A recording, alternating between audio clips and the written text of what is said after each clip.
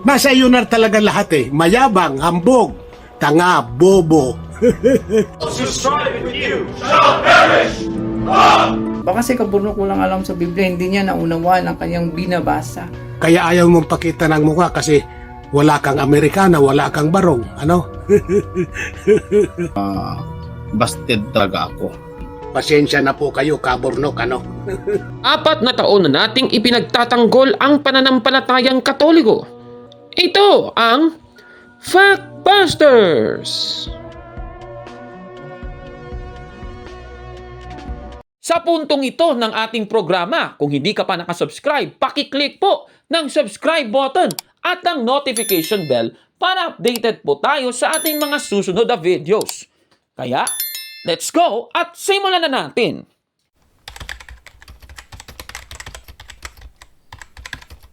Magandang araw mga kapatid and welcome na naman sa isang bagong episode ng Factbusters PH.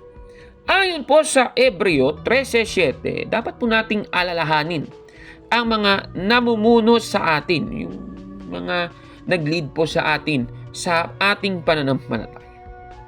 At dahil po namatay nung kailan lang si Pope Francis, ay mas lalo po nating kilalanin kung sino po si Pope Francis, mga kababayan. Alam naman po natin si Jorge Mario Bergoglio, o mas kilala natin na si Pope Francis, ang ika-266th Pope ng Iglesia Katolika, mga kababayan. At heto po ang 6 na mga bagay na dapat nating malaman kay Pope Francis.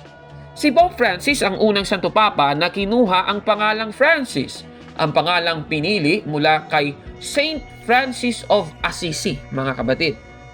Pangalawa, si Pope Francis ang unang Latin American na naging Santo Papa ng Iglesia Katolika. At noong teenager pa siya, mga kapatid, tinanggal po ang isang baga niya dahil sa impeksyon, mga kapatid. Mahilig din siyang magluto at isa sa mga specialty niya ay ang paella, mga kababayan. Naging bouncer din po si Pope Francis noon sa isang bar at naranasan din niyang maging janitor noon, mga kapatid. At panghuli, si Pope Francis ay ang second placer sa papal elections noong year 2005. Noong naging Santo Papa, si Pope Benedict XVI, mga kapatid. Pero kahit napatay na si Pope Francis, sinisiraan pa rin siya ng mga taga-iglesia ni Cristo ni Manalo. Kagaya nitong si Ruro Valencia. Ano bang paninira niya? Di panoorin natin.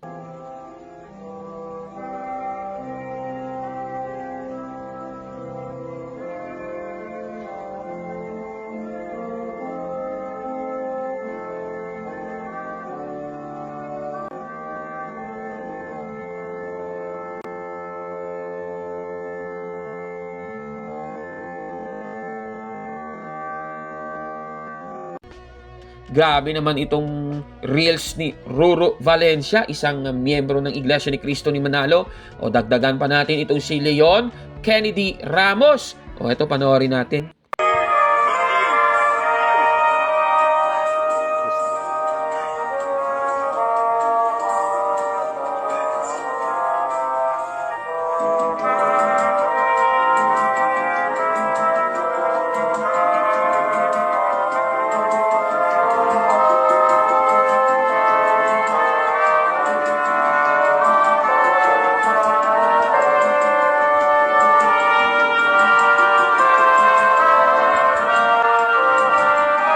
Historically, we are told there were popes that were black, but that was maybe in the early centuries of the church.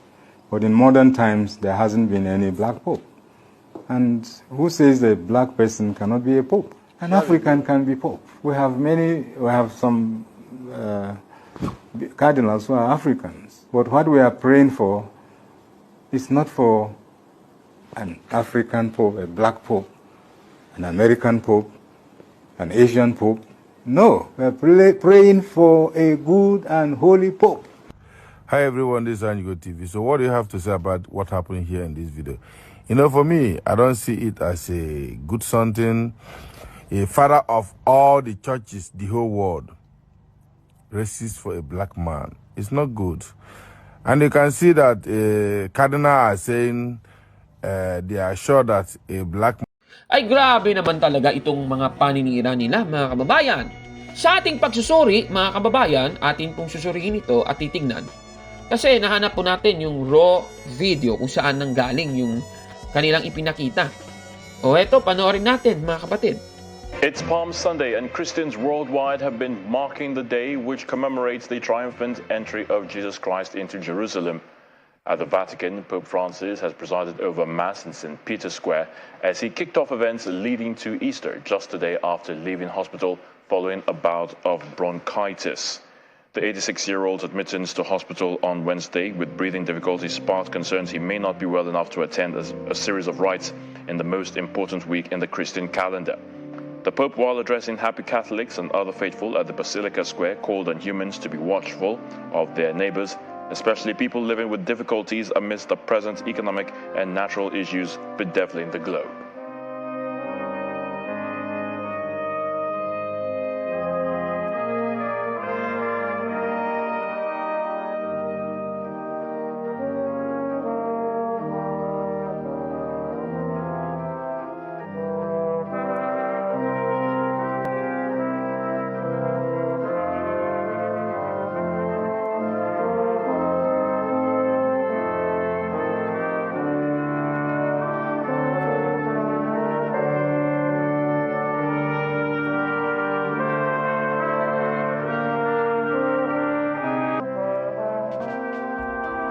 Mula po sa ating napanood, mukhang napakamalisyoso naman itong si Leon Kennedy Ramos at si Ruru Valencia, mga kababayan. Napakamalisyoso talaga.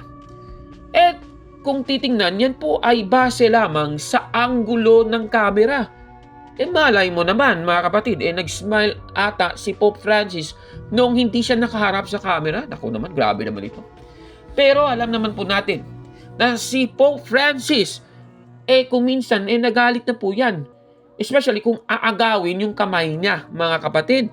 O eto, panoorin natin.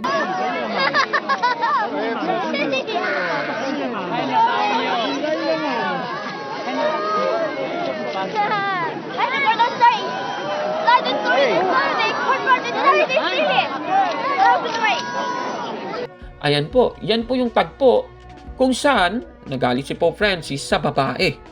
At nalaman po natin, mga kababayan, na itong si Pope Francis ay humingi pala ng sorry dahil sa ginawa niyang ito. At yan po ang mababasa natin sa The Guardian. Ito pong article na may pamagat na Pope Francis apologizes after slapping woman's hand na isinulat ni Angela Giuffrida. Ito po ang mababasa natin. Humingi ng paumanhin si Pope Francis matapos hampasin ang kamay ng isang babae habang binabati niya ang mga pilgrims sa Vatican noong bisperas ng bagong taon. Nawala ang cool ni Pope Francis nang biglang hawakan ng babae ang kamay niya at hinila siya patungo sa kanya pagkatapos niyang abutin ang isang bata sa pagbisita sa Belen ng Vatican noong Martes ng gabi. Hindi bumitaw ang babae at sa isang kilos na tila nagdudulot sa kanya ng sakit, hinampas niya ito sa kamay bago hilahin ang kamay nito. Sa isang Angelus address sa St. Peter's Square sa araw ng bagong taon, tinukoy ng Papa ang kanyang mga aksyon. Humihingi ako ng paumanhin para sa masamang halimbawa kahapon. Kung minsan kasi nawawalan ako ng pasensya. Sabi niya, ang pagkakakilanlan ng babae ay hindi kilala. Ngunit isang video ng insidente ang naging viral na nagdulot ng galit sa social media.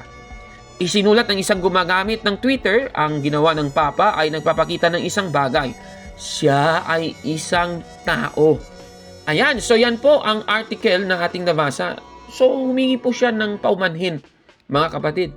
At base po sa napanood ating video, si Pope Francis ay nawalan po ng pasensya doon sa babae. Biruin mo naman, hihilahin yung kamay mo. Grabe naman yan. Siyempre, sino naman hindi mapipikon yan? Dahil nga dyan, nagpapakita lang na tao lang din si Pope Francis. At kahit nga sa aral ng Iglesia Katolika, talagang umaabot tayo sa pagiging impatient nating mga tao, mga kababayan. Nagiging kasalanan lamang ito if it leads to actions or attitudes that violate the divine will, mga kapatid. Katunayan, naalala ko, meron pang isang insidente niyan eh. Eto, panoorin natin.